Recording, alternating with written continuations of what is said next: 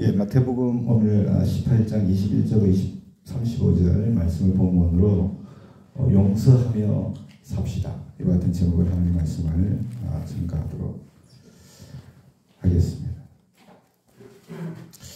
참 이렇게 살아오면서 힘든 것들 중에 하나가 참 용서하는 것 같아요. 이거보다 힘든 일이 있을까 할 정도로 힘든 일이 용서하며 사는 것 같다라는 생각을 저는 많이 합니다. 혹시 우리 여러분들 중에 자다가도 그냥 그 사람 생각하면 눈이 번쩍 떠지거나 그 사람 생각하면 가슴이 막 ук락ук락 뛰거나 그 사람 생각하면 먹던 밥도 취할 것 같거나 이런 분 혹시 있지 않습니까? 용서해야 될 사람이에요. 용서해야 될 사람. 그렇지 못한 가운데 있으면 굉장히 우리의 삶이 괴로워지고 피곤해집니다. 뒤에서 좀 말씀드리겠지만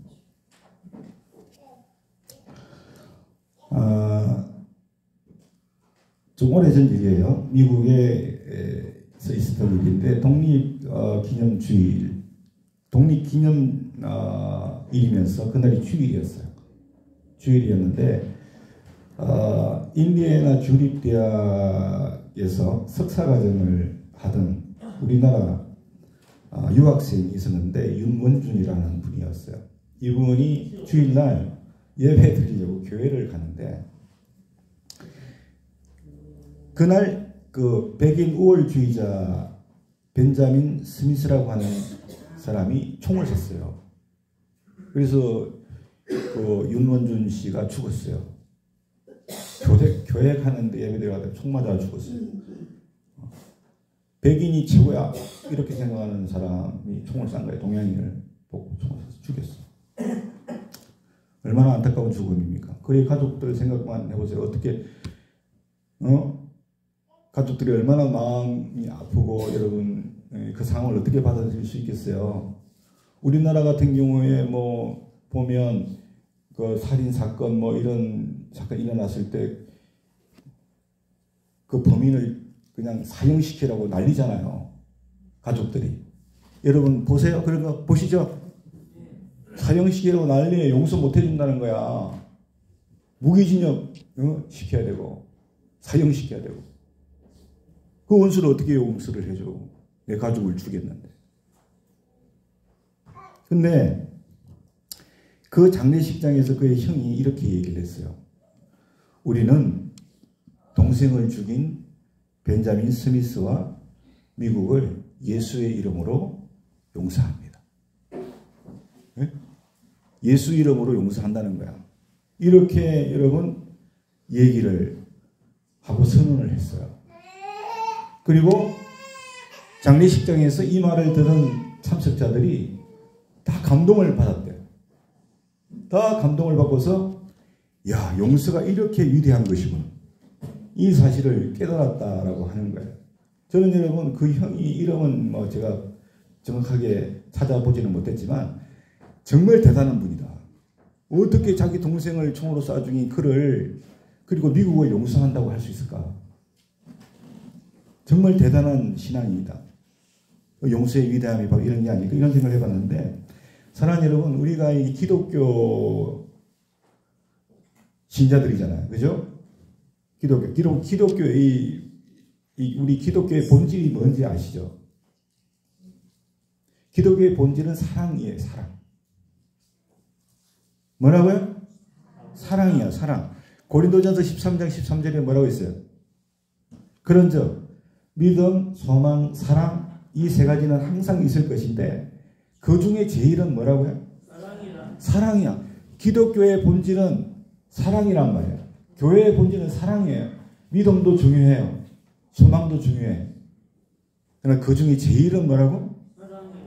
사랑이에요.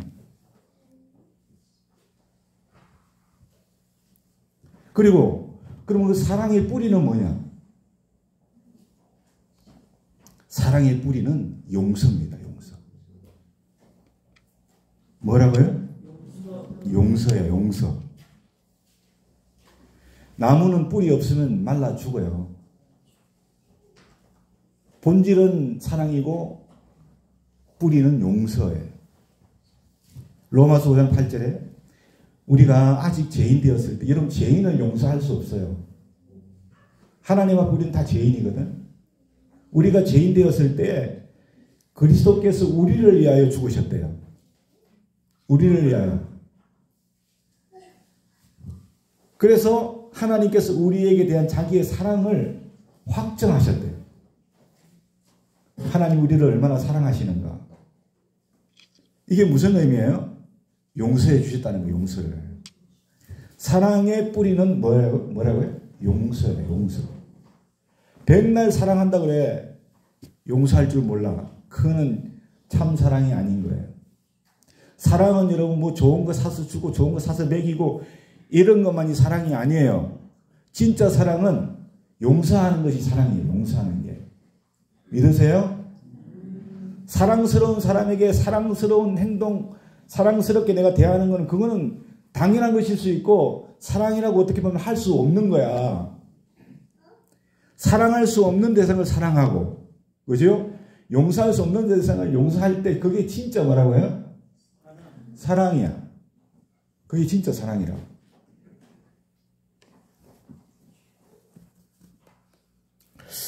자, 여러분, 우리가 알아야 할 것은 이 사랑의 본질이 교회의 본질인 사랑, 기독교의 본질인 이 사랑, 이 사랑의 뿌리인 용서는 예수님이 우리에게 원하시는 거예요.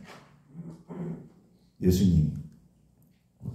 본문을 보면 어느 날 예수님께 베드로가 남을 용서하는 문제를 가지고 예수님께 자문자답하면서 뭐라고 했어요? 7번까지 용서하면 되겠냐고 그렇게 물었죠. 7번까지 용서하면 되겠습니까? 여러분 당시의 유대인들은 남을 3번까지 용서할 수 있다고 생각을 했어요. 3번까지는. 그렇기 때문에 베드로는 7번까지 용서하는 것은 정말 대단한 거라고 생각한 거야. 대단해.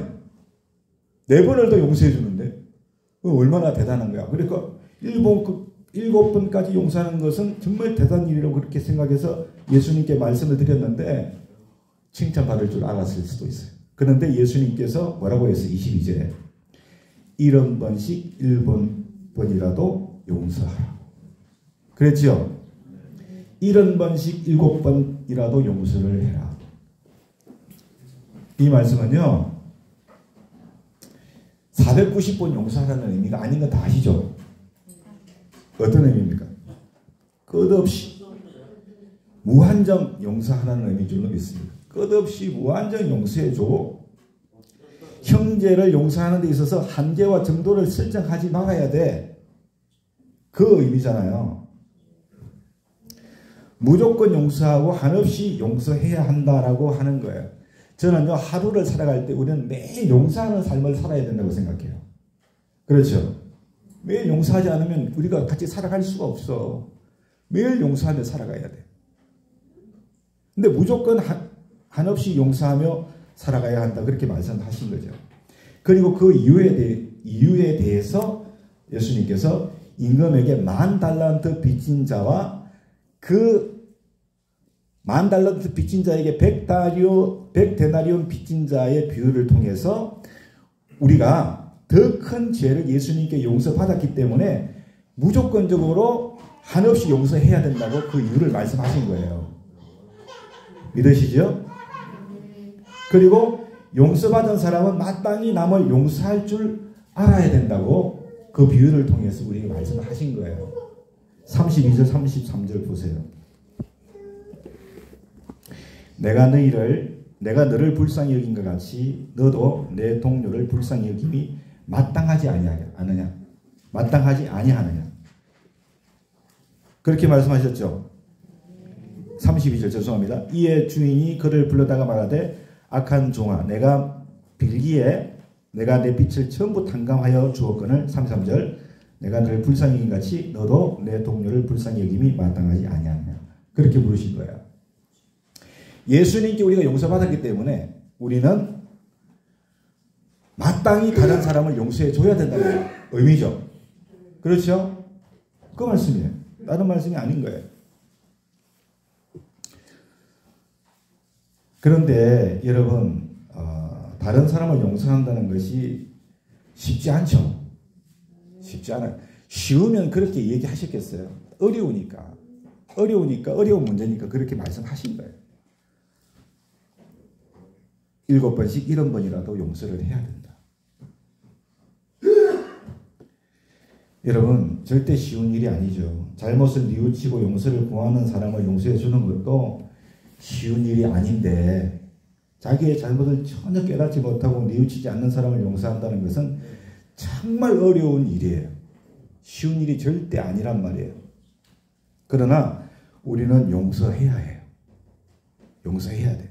왜냐하면 그 이유가 3가지인데, 첫 번째는 누군가를 용서하지 못하는 마음을 품고 있으면 내 자신이 정신적으로나 육체적으로 치명적인 해를 입기 때문에 그래요. 아시겠죠? 그렇기 때문에 우리는 용서해야 될 사람을 반드시 용서를 빨리 해줘야 돼. 내가 육신적으로 마음적으로 건강하기 위해서라도. 믿으세요? 여러분, 내 안에 원수 같은 인간이 들어있어. 그 인간만 생각하면 자다가도 눈이 벌떡 떠져. 그 인간만 생각하면 아무리 진수성찬을 차려놔도 그 음식이 넘어가질 않아. 어? 그 인간만 생각하면 내 가슴이 쿵쾅쿵쾅 뛰어. 어떻게 하면 그 원수를 갚을까 그런 생각이 들어. 여러분, 그러면 그 사람이요 고혈압 환자 됩니다.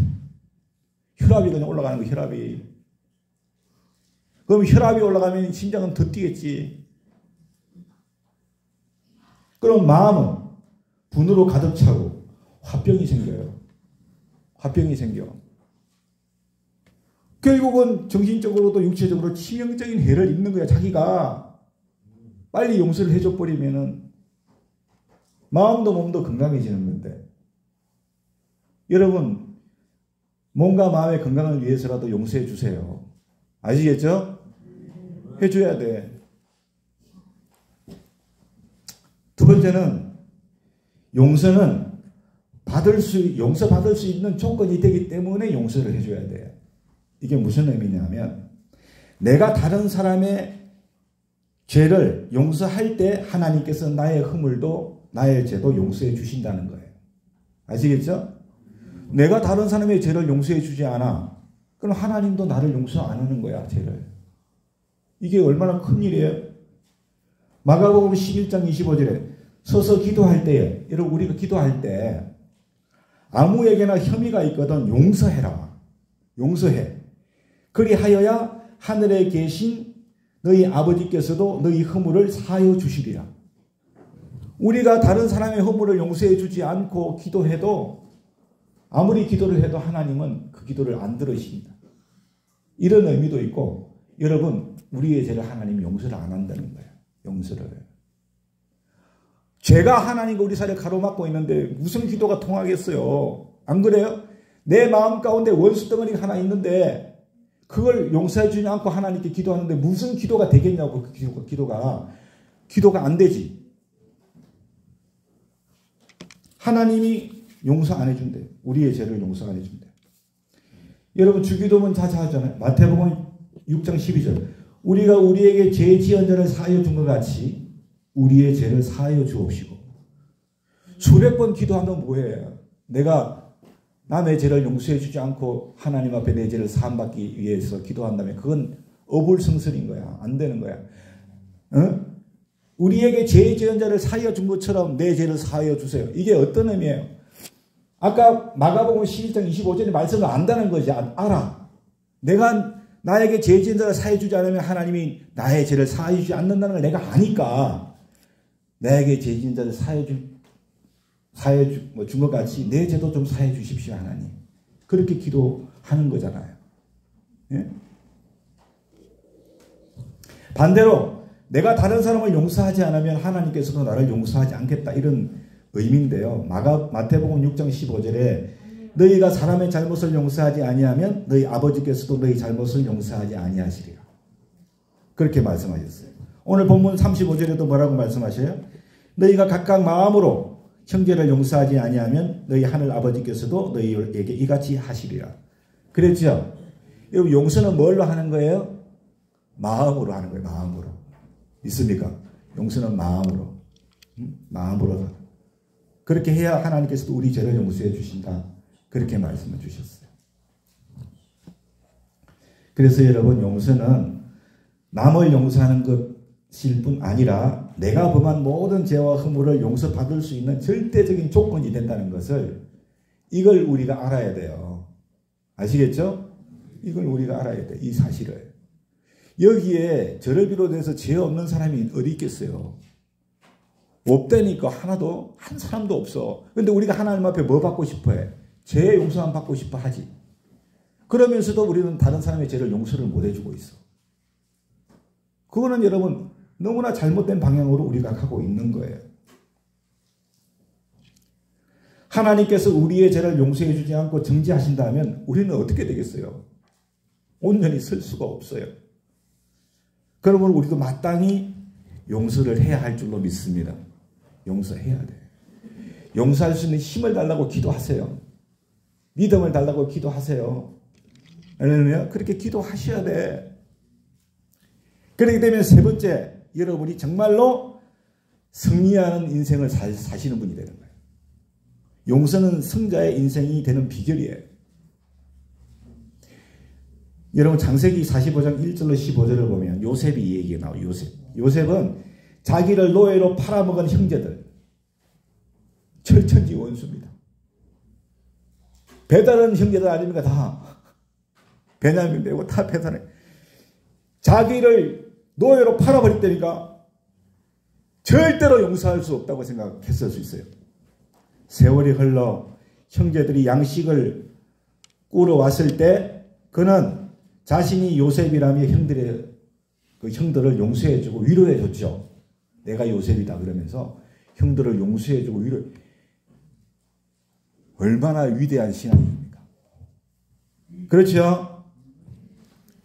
여러분 우리가 알아야 될 게 있어요. 그게 뭐냐 하면 요셉은 애굽의 총리가 됐기 때문에 이긴 자가 절대 아니에요. 그럼 왜 이긴 자냐? 형제들을 용서했기 때문에 진정으로 이긴 자가 되어진 줄로 믿습니다. 다른 이유가 없어. 인간관계에 있어서 진정한 성자가 되기 위해서는 여러분 다른 사람을 용서해 줄 줄 알아야 돼요. 그래야 여러분이 인생의 진정한 성자가 될 수 있다는 것을 반드시 기억을 해야 돼요.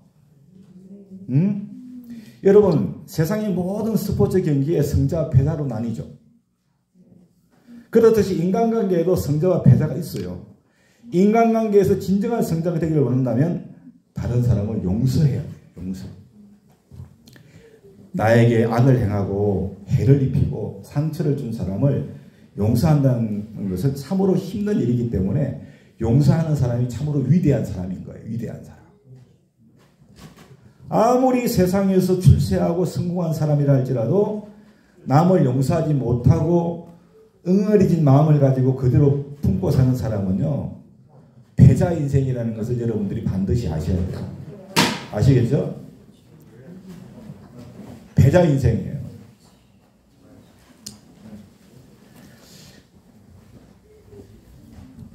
제 설교가 마음에 안 들더라도 저렇게 하고 나가면 안 되는데 너무 노골적으로 설교가 마음에 안 든다고 이렇게 패등기를 치고.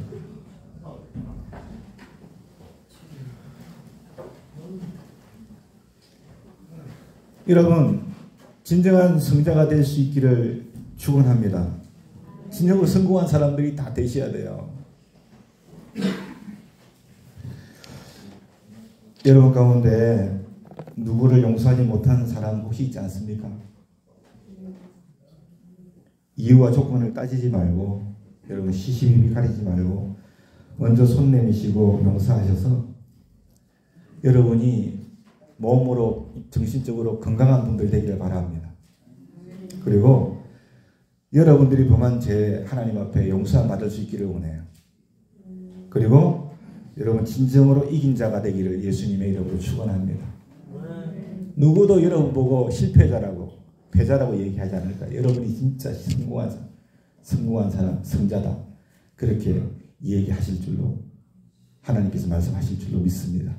요셉처럼 그런 위대한 인물이 되실 수 있기를 예수님의 이름으로 축원합니다.